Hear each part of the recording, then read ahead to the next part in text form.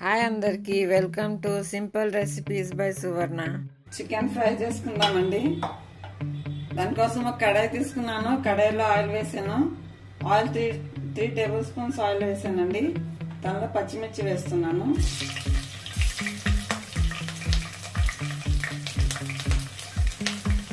అల్లం వెల్లుల్లి పేస్ట్,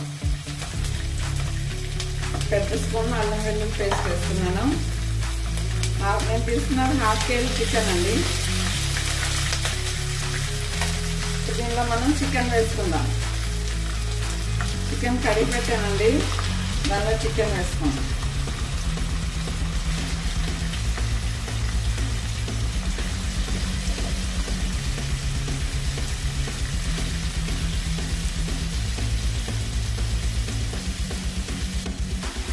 ఈ చికెన్ని హై ఫ్లేమ్లో ఫ్రై చేసుకోవాలండి.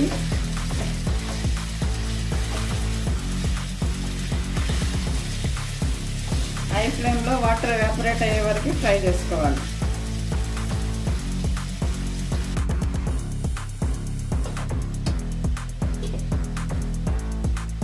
ఇదిగోండి, దీనిలో వాటర్ ఎవాపరేట్ అయిందండి. దానిలో 2 ఆనియన్స్ వేసానండి, సన్నగా కట్ చేసి. టమాటా కడ, ఒక చిన్న టమాటా వేసానండి. పసుపును కారం కడ వేసాను. ఇప్పుడు ఇది ఫ్రై చేసుకుంటున్నాం. మీడియం ఫ్లేమ్లో ఉడికించుకుందాం. దాన్ని మధ్యలో కలుపుతూ ఉండాలండి. ఇక నేను నాన్ స్టిక్ ప్యాన్ తీసుకున్నాను. మీరు నాన్ స్టిక్ ప్యాన్ తీసుకోకపోతే ఏదన్నా అడుగు మందంగా ఉండే ప్యాన్ తీసుకుని ఫ్రై చేసుకోవచ్చు. ఇదిగోండి, చికెన్ 10 మినిట్స్ నుంచి ఫ్రై అవుతుందండి. ఇప్పుడు దీనిలో ధనియాల పౌడర్ వేసుకుందాం. 1 స్పూన్ ఫుల్ ధనియాల పౌడర్ వేస్తున్నానండి. మొత్తం ఫ్రై చేసుకోవాలి. మళ్ళీ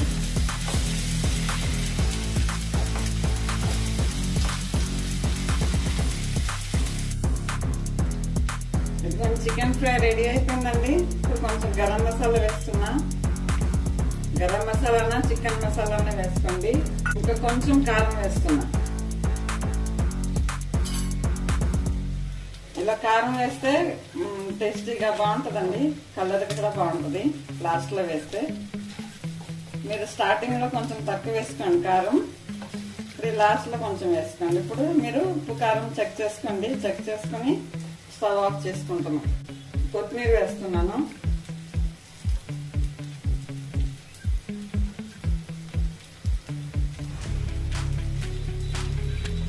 మీకు ఇంకా డార్క్ కావాలంటే ఇంకా ఫ్రై చేసుకోవచ్చు.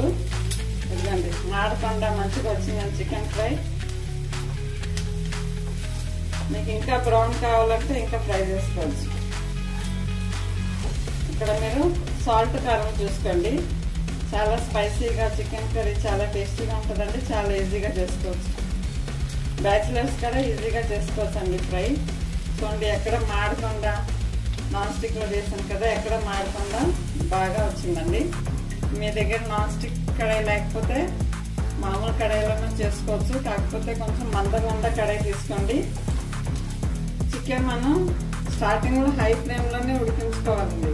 అలా చేస్తే ఏమవుతుందంటే ఒకసారి చికెన్ రబ్బర్ లాగా అవుతుంది కదా. హై ఫ్లేమ్లో ఉడికించుకుంటే రబ్బర్ లాగా రాకుండా ఉంటుంది.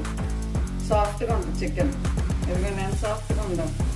ఇదిగోండి, ఇలా వేస్తేనే ఇరిగిపోతుంది చికెన్. ఇంకా మీకు క్రిస్పీగా కావాలంటే ఇంకా ఫ్రై చేసుకోవచ్చు. నేను ఇలా స్టవ్ ఆఫ్ చేస్తున్నాను. Ready, chicken fry ready. Serve చేసుకుందాం.